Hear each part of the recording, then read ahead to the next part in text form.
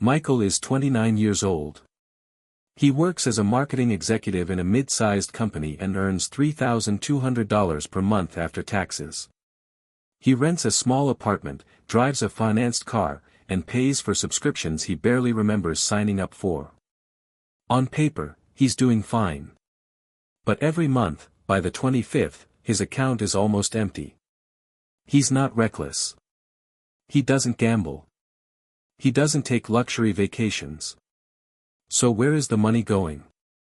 That's when he discovers something strange. There's a tax on every purchase he makes. Not a government tax. An invisible one. And once you see it, you can't unsee it. At 25, Michael got his first real job with a salary of $2,600 per month. His parents were proud, and he was proud too. The bank was proud as well. Within 2 weeks, he received 3 offers: a credit card with a $5,000 limit, car loan approval up to $25,000, and a pre-approved personal loan. No one offered him ownership in a business. No one offered him assets. They offered him spending power. And spending power feels like success. So he financed a $22,000 car at 7% interest. His monthly payment was $435. Over 5 years, he would pay $26,100. That's $4,100 extra. But he didn't feel it because it was divided into small monthly payments. This is where the invisible tax begins, not in numbers but in psychology. Michael believes his stable job is security. But to the system, his predictability is an asset. Banks love predictable income. Employers love predictable employees. Subscription companies love predictable payments. Predictable people are easy to price. He earns $3,200, and the system quietly calculates how much of that can be safely extracted every month.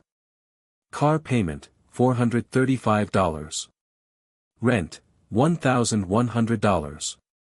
Phone and internet, $140. Subscriptions, $80. Insurance, $210. Groceries, $400. Credit card minimums, $150. Before he even thinks about investing, $2,515 is already gone. And none of it builds ownership. It just maintains consumption. This is the invisible tax. Not a line item, but a design. Here's the contradiction nobody talks about. If Michael wants a $25,000 car, the bank says yes immediately. If he wants $25,000 to buy part of a small business, the bank hesitates. Why? Because a car makes him more predictable. A business makes him unpredictable. Debt for consumption keeps him dependent. Ownership creates options. And options reduce predictability. The system rewards predictable behavior, not powerful behavior. At 27, Michael gets a raise. His new salary is $3,600 per month. He feels relief and thinks now he'll finally get ahead. But something strange happens. He upgrades his apartment and his rent jumps from $1,100 to $1,450. He upgrades his phone, adds another streaming service, and starts dining out more. 2 years later, he earns more than ever but saves almost nothing. He feels confused. How can he be earning more and still stuck? Because the invisible tax rises with income. It scales with lifestyle. The system doesn't just tax purchases, it taxes growth. One evening, he calculates how much he has paid in hidden costs over 4 years. Car interest, $4,100. Credit card interest, $2,800. Overpriced extended warranties, $1,200. Late fees and penalties, $600. The total invisible tax paid is $8,700. That's nearly 3 months of his salary for nothing. No ownership. No assets. No leverage. Just convenience. For the first time, he feels anger. Not at himself, but at the design. No one taught him that consumption debt and capital are opposites. When Michael finances a $1,200 TV at 18% interest, he ends up paying $1,420, and the TV drops in value immediately. That's consumption debt. It takes money from his future to fund present comfort. Now imagine something different. Instead of upgrading his car, he buys a reliable used one for $10,000 cash. He avoids the $435 monthly payment and invests that $435 into a simple index fund averaging 8% annually. After 5 years, he has roughly $32,000. Same money, different direction. One choice creates payments. The other creates ownership. Consumption debt shrinks freedom. Capital expands it. The invisible tax disappears when money starts working for him instead of against him. The system isn't evil, it's logical. Employers want stable workers. Banks want stable borrowers. Corporations want stable consumers. Stability equals profit. If Michael quits his job and builds something of his own, he becomes volatile. Volatile people are harder to monetize. So the incentives are clear. Reward spending with reward points. Reward borrowing with higher limits.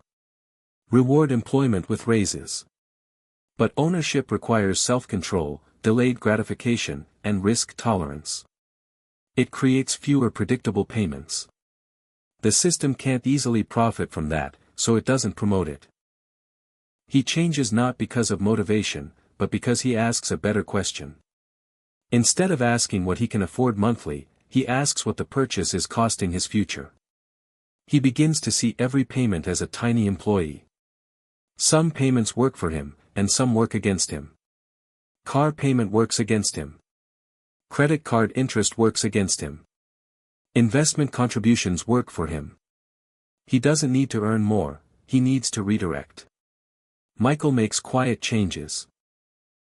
He keeps his apartment instead of upgrading. He cancels unnecessary subscriptions. He sells the expensive car and buys a $12,000 used one. He uses the difference to eliminate credit card debt. Within 18 months, he has no consumer debt, $12,000 invested, and an emergency fund of $8,000. For the first time, his money isn't fully spoken for. His fear decreases, and his confidence increases. He negotiates a raise and starts a small freelance marketing side project earning $600 per month. That income isn't predictable to the system, but it's powerful to him because it comes from ownership of skill. This is the real escape. Not the numbers, but the mindset. Employees think about how to earn more. Owners think about how to keep more and multiply it. Employees optimize comfort. Owners optimize freedom. Michael stops chasing upgrades and starts chasing optionality. After 5 years, his investments grow to $95,000. His side income reaches $1,500 per month. His primary salary rises to $4,400 per month. He isn't rich, but he's no longer trapped.